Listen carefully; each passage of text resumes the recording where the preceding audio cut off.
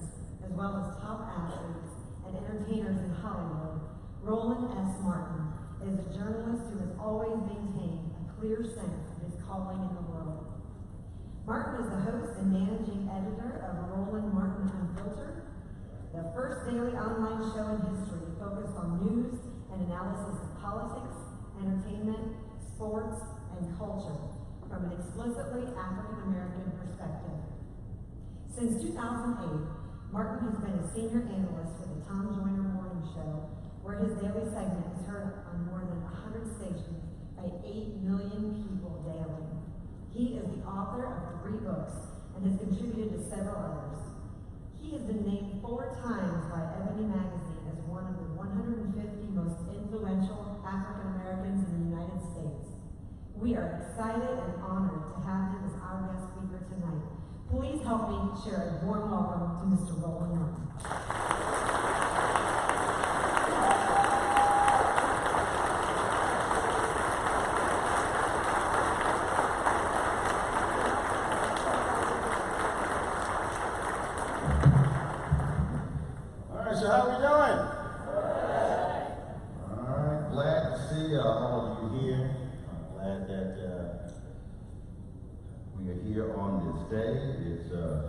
I'm glad y'all invited me now, so it's back when it's cold as hell in the state. I'm born and raised in Houston. I lived in Chicago 6 years. I swear I've been invited to speak in Ohio a lot. It was always February or March. I run the ice storms, snowstorms, and so luckily I got to wear sweats today. So I appreciate that. Not only the lights on, I like seeing people. Otherwise, I look like a club in here. There you go. That's right. Plus, I like seeing people's reaction when I say something.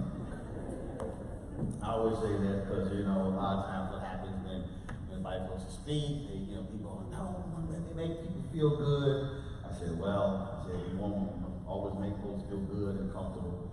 Should invite my wife. She's an ordained minister. Pray with you, counsel you, lay hands on you. I always say God has given her this wonderful spirit of comfort. God has given me a spirit of discomfort. You see me on television. I make folks real uncomfortable when they see crazy stuff. I guess that's what Fox News won't call me. But it is good to be here, good to see you here. And it's always important when we talk about what's happening really in this country economically, and it's really what I want to focus on. And I was sent a number of notes, and one of the things they said is they wanted me to speak about this idea of being a change agent. But the reality is, now, if you had the title of this, I would dare say, you cannot be a change agent unless you change. You cannot be a change agent unless you change. So turn to the person to your left and ask them the question, what exactly are you trying to change?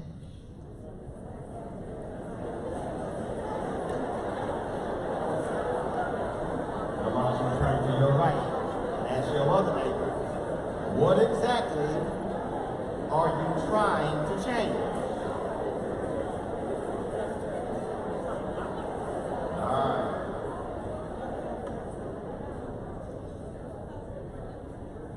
So I listened to several people come up tonight. I listened to them come to the microphone and talk about changing this community and moving it forward. And it is always interesting to me when I hear that because it sounds great. When I watched the video of Procter & Gamble talking about diversity, inclusion, and why that matters, it sounds great. Well, the issue for me always is there's a difference between what sounds great and then what reality actually looks like. See, it's very easy to say we want to get together and we want to move things forward and we want to be united. It's very easy to say we want to paint a different picture of a community than what folks hear from the outside. when I did research and folks got a little touchy here. This was ranked one of the worst cities for black folks in America. Folks like, no, that's not the case, that's not the case. And what I discovered is that we are very good at wanting to defend where we're from, but not being as honest about what really is happening.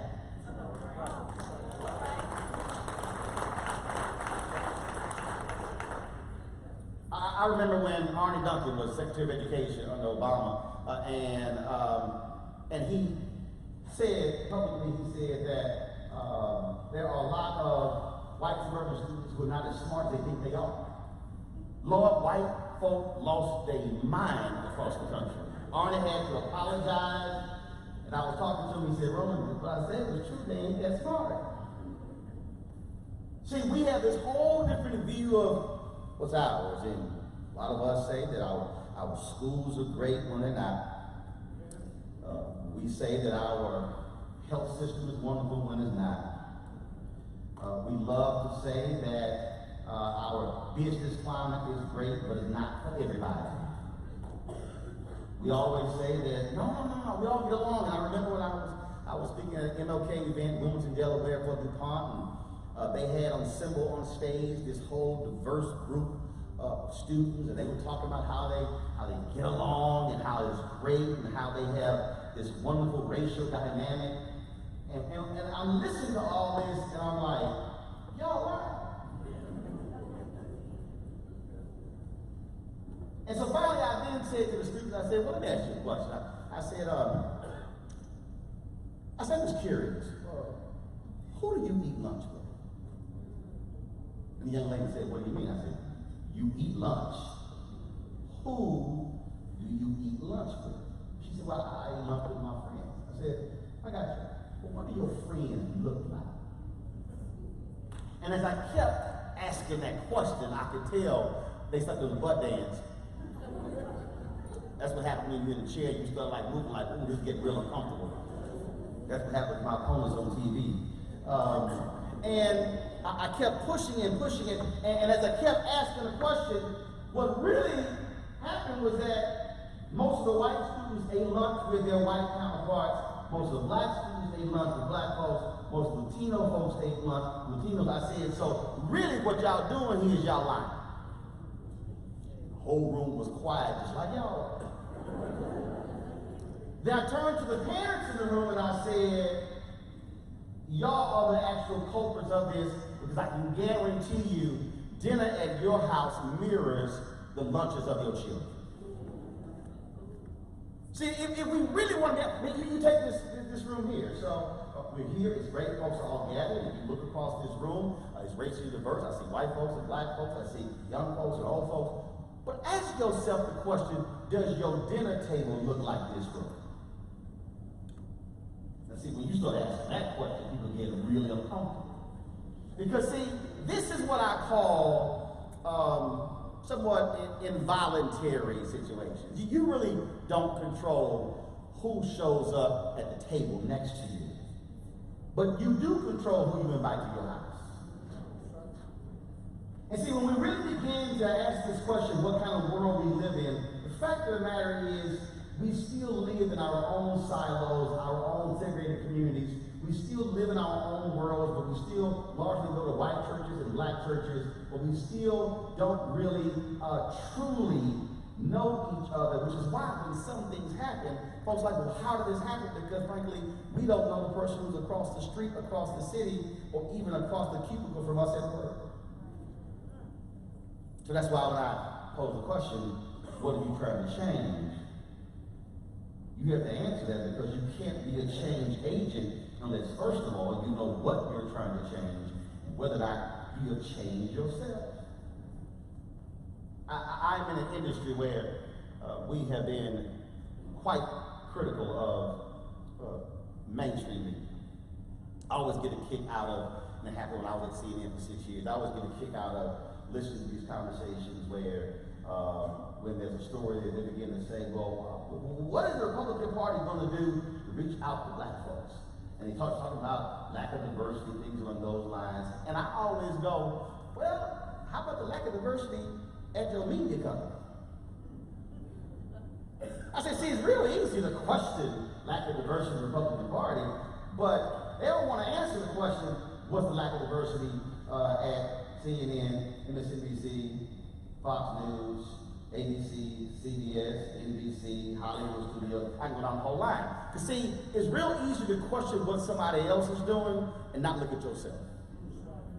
And that really is, I believe, one of the fundamental problems that we have in America, is because we say we want this diverse world, we say we are loving and accepting, but when we truly look ourselves in the mirror, I keep saying we're lying to ourselves. And see, that makes people uncomfortable, because guess what? Looking in the mirror is uncomfortable. It really is, because it forces you to actually look at yourself and your flaws, and look at your body shape and your hair and your face, and some people don't look at themselves. And that, to me, I think is one of our fundamental problems, because unless we are truly willing to look at ourselves, warts and all, we are never going to be able to be the nation we say we are on paper.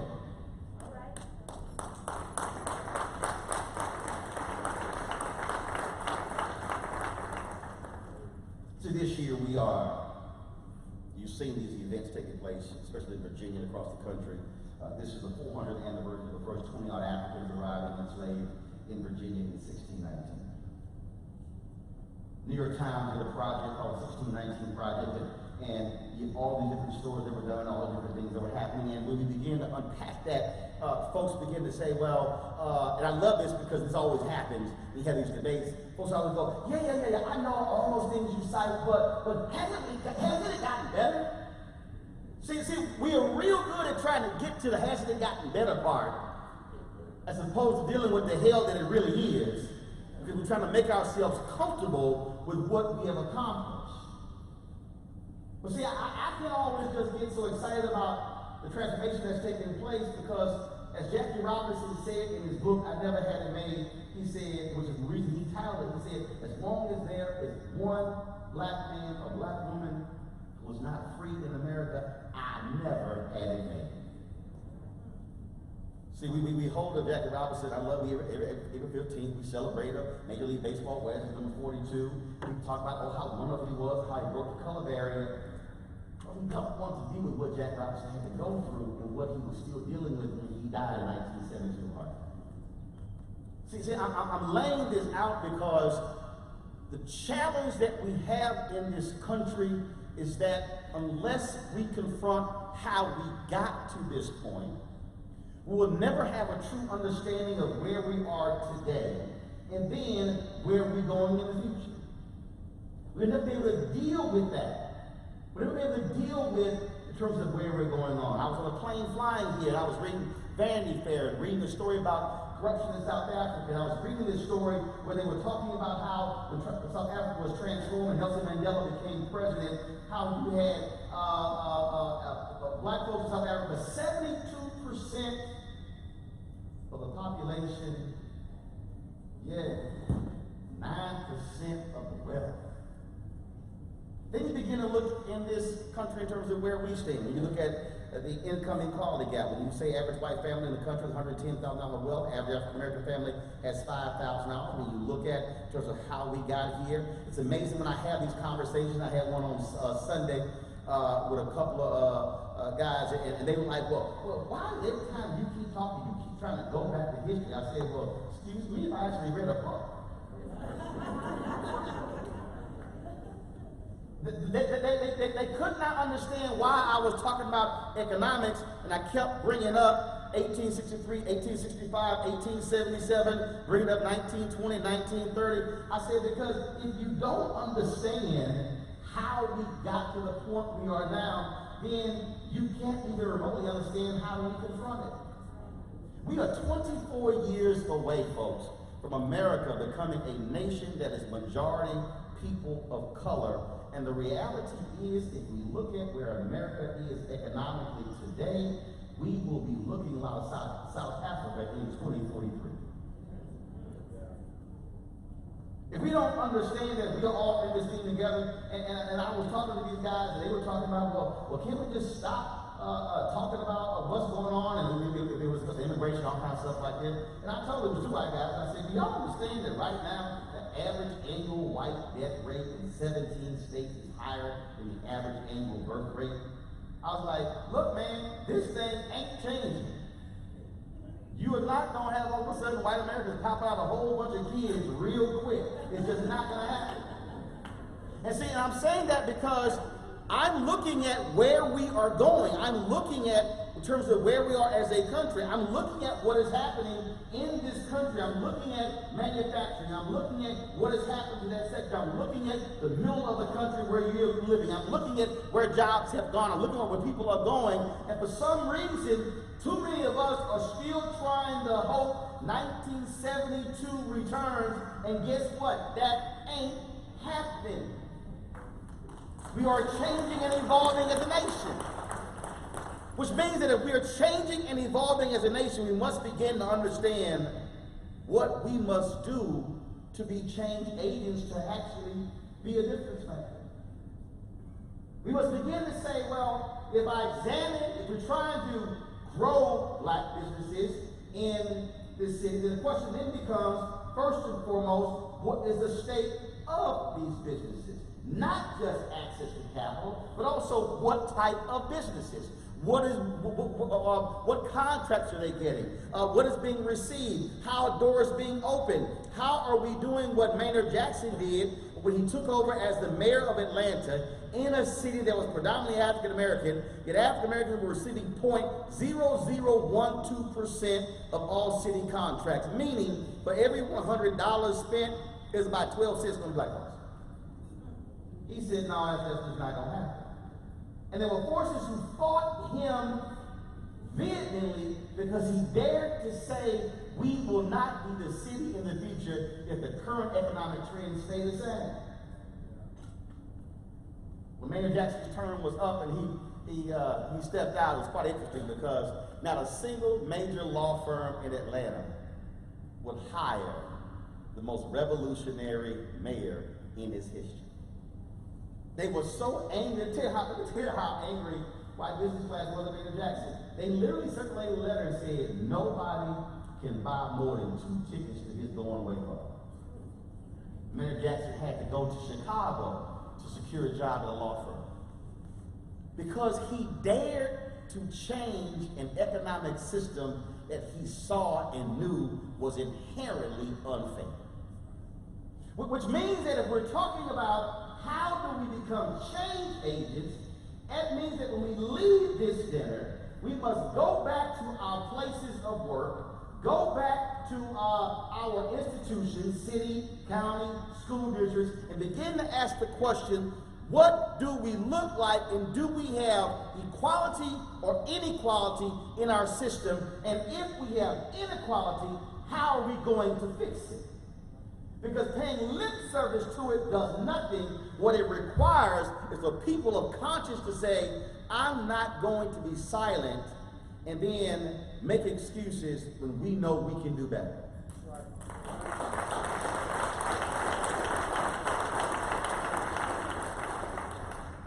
Al Newhart was the CEO of Gannett, on USA Today, largest publisher time in the country. Al Newhart was CEO. Al Newhart said that Gannett is going to be the leading company, the leading media company when it comes to diversity in the country. Al Newhart tied the bonuses of his managers to who they hired. And there were people who said, Al, this is wrong, it's unfair, you should not be tying my bonuses to who I hire. He said, well, clearly, for some reason, you refuse to interview black people and Latinos and women and promote them, so the only way I can get your attention is to hit you in your pocketbook. And Al Newhart said, if you don't like the new policy, you are welcome to leave the company. There were folks who got upset and actually left. But what he understood that the only way change was going to happen is if he, as the leader of the company, required it, demanded it, ordered it and then saw it through, and that is exactly what has to happen in this city, in this state, in this country, because I am sick and tired of us paying lip service to this whole notion of diversity and inclusion. Then we look at the numbers 5 and 10 years down the road, and we saw barely a blip, and people say, well, it's hard. No, you a leader. You getting paid to lead, well, damn it, lead.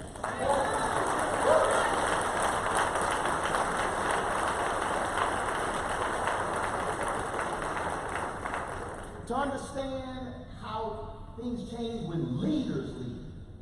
John LeGrand is the CEO of FX Networks. And he sent an email out one day, and he said to all of his executives, he said, I need someone to answer the question, how is it that 88% of the television shows on our network are led by white men? He said America is 50%, more than 50% female. We're changing because of people of color. He said this makes no sense. He said this will change at FX. And in 6 months,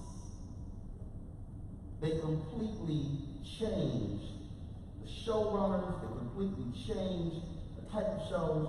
In 6 months, because the CEO dared to say, look, he said, I'm a white guy, but clearly there are other people who have creative ideas on who can run shows.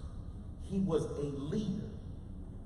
And the reason I believe that too many places in this country have not changed is because we have too many so-called leaders who are weak and impotent and who don't want to have the courage and the conviction to lead, and they're unwilling to look their friends and their co-workers in the eye and say, it's time to actually change, whether you like it or not.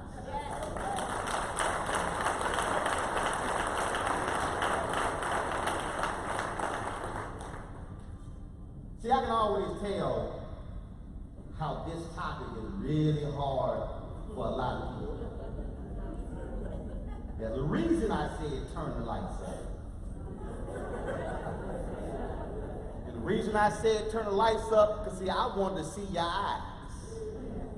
I wanted to see your body language. I wanted to see whether you like, how much longer he gonna be talking. Because what I'm talking about is the hard stuff that requires us to change. And if we look at our history, we have to understand that it has never been easy to get people to change, because too many of us are comfortable where we are, comfortable in our positions, comfortable with the status quo, and if only a few get through, we say, hey, it was a great job, when that simply is not enough. What I'm talking about is that if we want to change our cities, if we want to make them grow, we want to make them better, it's going to require individuals who are in leadership. It's going to require elected officials to have guts and conviction. It's going to require CEOs to lead. It's going to require pastors to stop preaching one word on Sunday and doing something totally different on Monday, Tuesday, Wednesday, Thursday, Friday, and Saturday. It's going to require school districts and principals and administrators to say the status quo cannot continue. At some point, we need leaders to show up and actually represent the people the way they're supposed to do, and all of the people. If you are not truly challenging your system, challenging your company, challenging your business to say, how can we change and grow, you're doing a disservice not only to your employees, you're doing a disservice to your family, because America and the world is changing before your very eyes. And if I dare say you don't change, trust me, you might be out of a job real soon.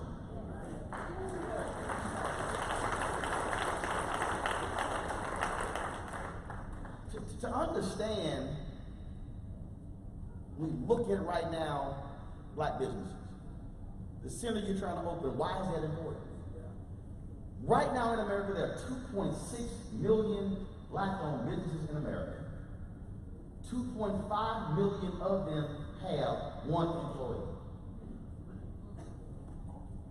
Those businesses are doing an average revenue of $54,000. 6 years ago, we had 1.9 million black-owned businesses. 1.8 million had one employee. They were doing an average revenue of $110,000, which means we have seen an increase of 700,000 black-owned businesses in America, yet their average revenue has been cut in half. To understand, and I love people who somehow say, well, we're all on the same page, we're all equal. No, we're not. 2014, the Wall Street Journal had a story across the front of their newspaper that said in 2013, $23.09 billion in loans were made to small businesses, and black-owned businesses received $385 million out of the $23.09 billion that was loaned out. When you look at venture capitalists, when it comes to technology companies, they literally are funding black-owned tech companies to the tune of less than 1.5% of the dollars. When you talk about access to capital, the ability to grow, that is the lifeblood of any business, and if you actually want to choke the future, all you gotta do is simply cut off the money. Which means that you have to have banks who begin to say, what's going on here? Why are we seeing this imbalance? I go back to Maynard Jackson. He did something that was powerful. As a matter of fact, if you're an elected official, stand up. Stand up. Now, don't sit down. When Maynard Jackson was the mayor of Atlanta, Maynard Jackson called in the banks and said, here are businesses that have received city contracts. They can't afford to float their companies for 180 days for us to pay. So I want you as the banks that are receiving money, the city is putting the money in your banks, to extend lines of credit to businesses that we've already said we're giving city contracts to. The banks told Maynard Jackson, hell no. Maynard Jackson said, fine, city treasurer, come into my office. I need you to remove the city's money out of their banks. He said, because if you won't loan to Atlanta businesses, you won't be able to access Atlanta dollars. They're like, hey, hold up. They changed their policy. Which means that as public officials, one way to challenge folks when it comes to lines of credit is to say, if you are depositing school money, city money, county money into banks, require those banks to extend lines of credit to companies that are doing business with you. That's not a racial set-aside. That's not a female set-aside. That's you supporting businesses that are in your city. That's how you use your political power to change economic development.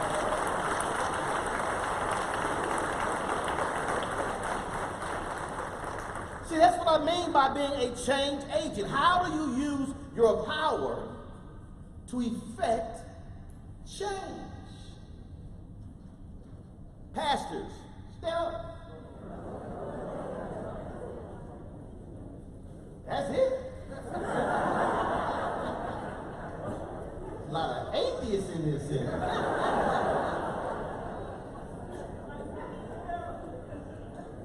Okay, now you a pastor and you're not standing up.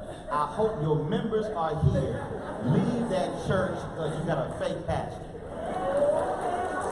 So if you on the last time, if you're a pastor, stand up. Okay, all right. In Chicago, Reverend James Meeks pastors Salem Baptist Church, the largest black church in Illinois. At the time, Bill Hybels was pastor of Willow Creek, the largest white church in Illinois. Bill Hybels and Meeks got together, and they were friends, and they said, we have to do something when it comes to the fact that 10 a.m. on Sunday is the most segregated hour of the week. So Meeks and Hybels began to preach at one another's churches. What they then did next was they then swapped their choirs. Now, that was a real interesting experience when the black choir went to the white church. And then when that white choir went to the black church, it was a little different in both of those churches. What they then did was they then switched congregations. And for the first time, you had black folks and white folks who were literally worshiping at the same time the same God in one service.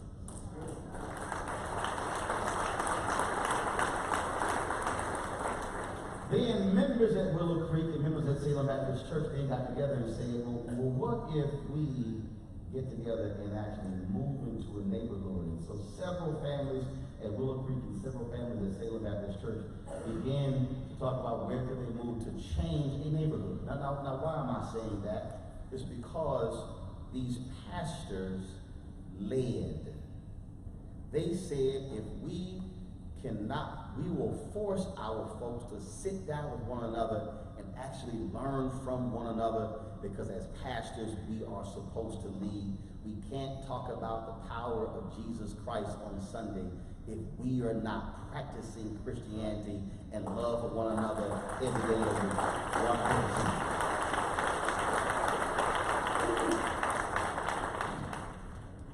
What I'm laying out to you is community transformation. I'm not interested in small baby steps. I think we are very good at small baby steps. We're real good at the small stuff. No, I'm saying that if you truly want to be change agents, you've got to think big.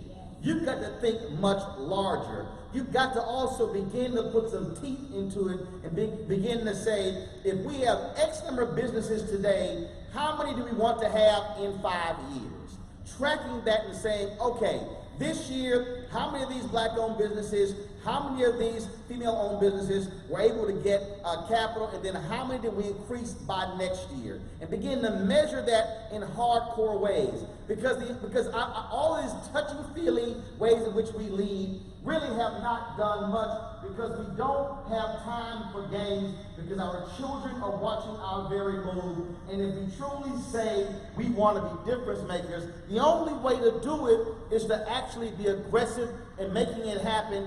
And what it also does is challenges you as an individual to go further than you may have wanted to go harder than you may have wanted to stretch yourself. And that's the only way it changes. Otherwise, you will come back here next year, the year after that, the year after that, and it ends up in a similar conversation, real feel good, hand out awards, you feel great, get you a nice chicken dinner, should have had some peach cobbler, go home, and then what changed? In fact, what this dinner really should serve, this dinner should serve the same purpose as when couples renew their vows. If you renewed your vows, stand up. You renewed your vows, stand up. You ever did it? Y'all didn't get married here, huh? I see why y'all ain't got preachers. Y'all ain't got nobody to get married. When people renew their vows, don't sit down. You renew your vows. Stand up. Stand up. She's like, I don't know. When people renew their vows, the purpose of that is called renew. It's to remind. It's for one another to recommit themselves. Every person, y'all can see, every person should use this dinner not as an opportunity just to say, hey, that's great. No, it should be a recommitment to the cause of advancing economic parity in this city and this state. And that should be the design, and that you should leave here every single year more on fire to change than you did the previous 364 days. You should walk out of here saying, what more can we do? How far can we go? How can we push? How can we challenge? Who can we talk to? Who wasn't here, who should have been here? We're not going to wait for them to show up. We as collectively will go to their offices, go to their business, and say, we need you in the game.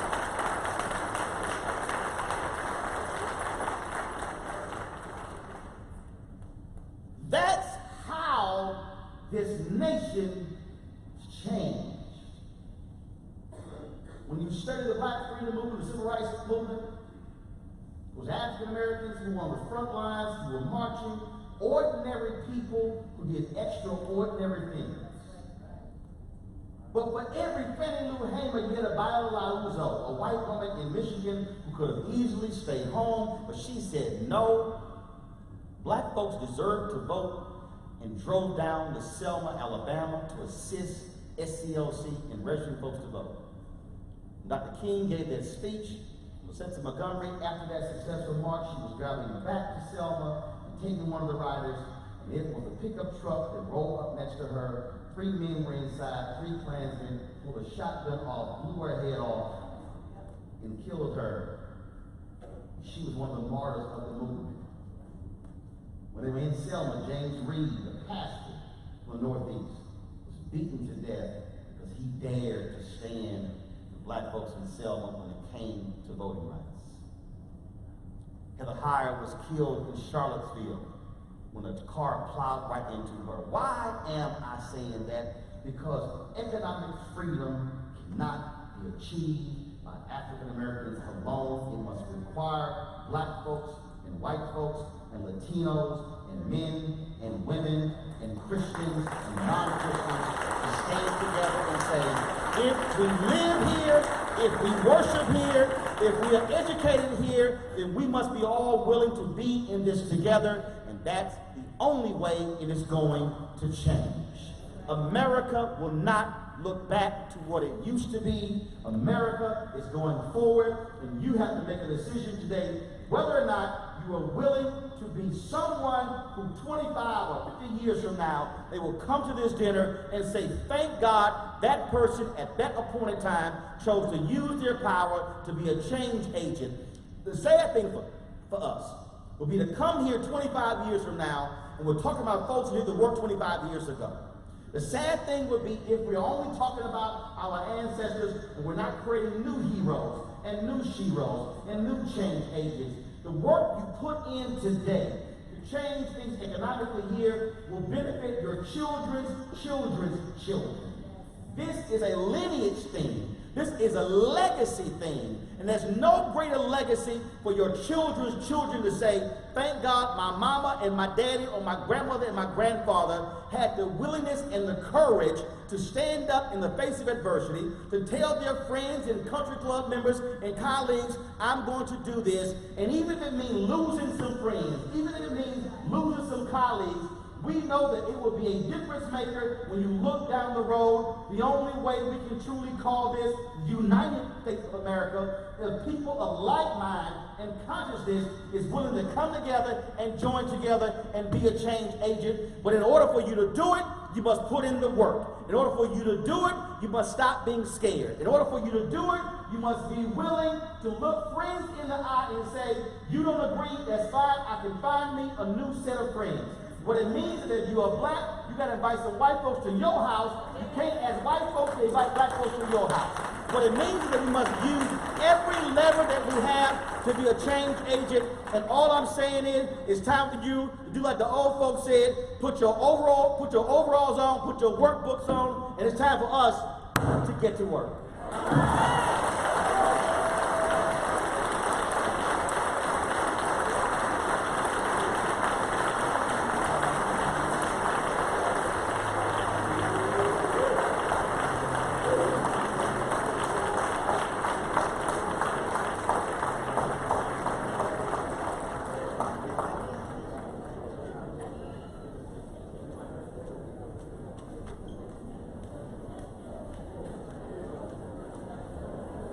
One more round of applause for Roland Martin, everyone.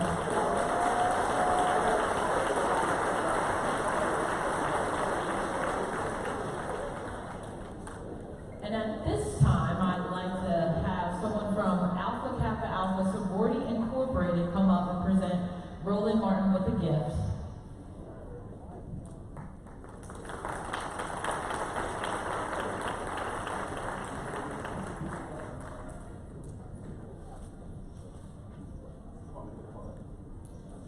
Oh, I gotta get a selfie.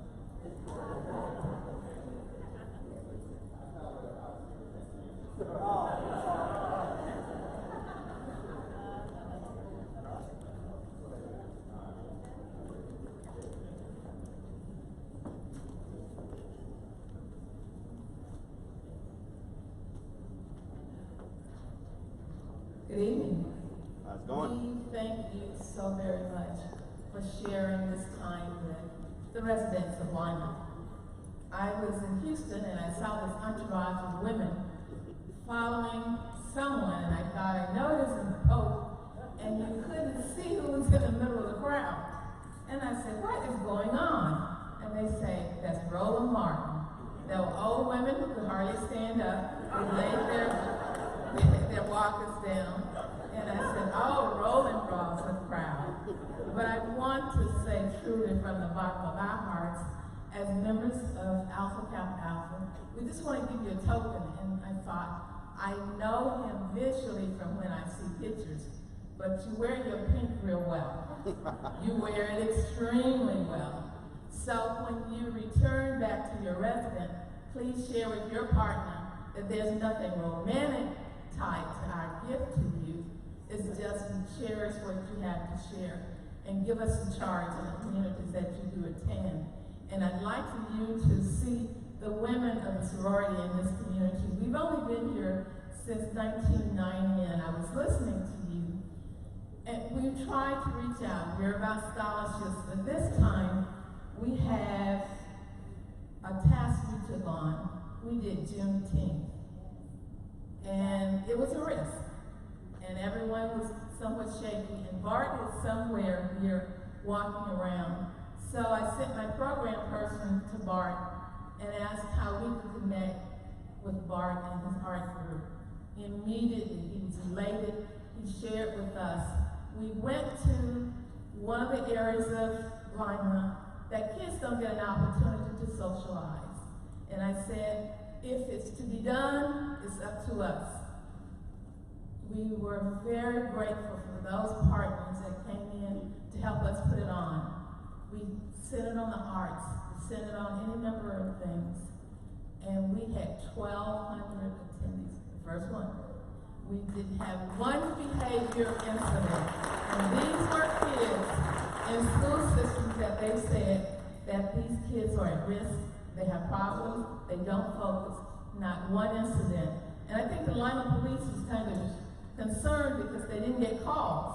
And they cruised through, and we were all so well behaved. They had to cruise on or kind of watch what was going on. In fact, they cooked for the kids and we fed them. And I say we still need to connect, and we need to provide that opportunity to grow our own. And I'm a Southern girl, and they always say you can tell the worth of a person if they speak with a forked tongue, see which direction the voice is going. So thank you, Roland. We appreciate everything that you do to represent us and represent yourself. Enjoy.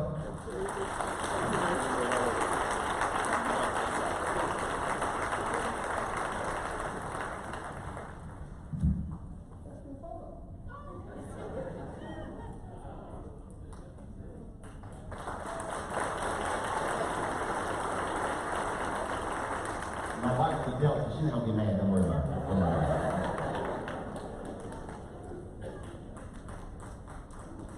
All right, and just a few reminders, we will have a book signing following this presentation or the ceremony. And I want to thank all of you for your support and attending this event tonight, and good night.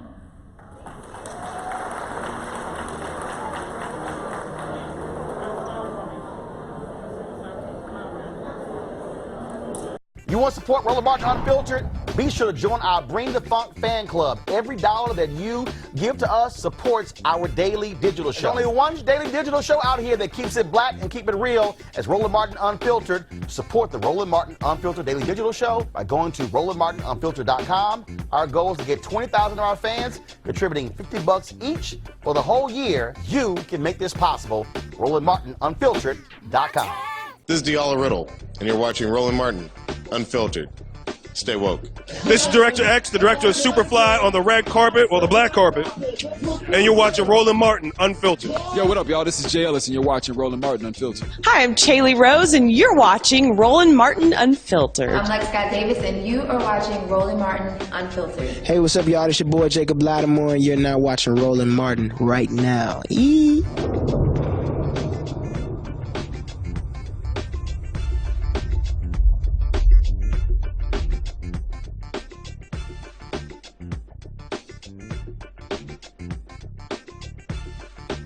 Want to check out Roland Martin Unfiltered? YouTube.com/Roland S. Martin. And subscribe to our YouTube channel. There's only one daily digital show out here that keeps it black and keep it real. It's Roland Martin Unfiltered. See that name right there? Roland Martin Unfiltered. Like, share, and subscribe to our YouTube channel. That's youtube.com/Roland S. Martin. And don't forget to turn on your notifications so when we go live, you'll know it. Hey fam, want to check out Roland Martin Unfiltered? The blackest show on all of digital, cable, and broadcast. Check out our audio podcast. There's only one daily digital show out here that keeps it black and keep it real. It's Roland Martin Unfiltered. Press play.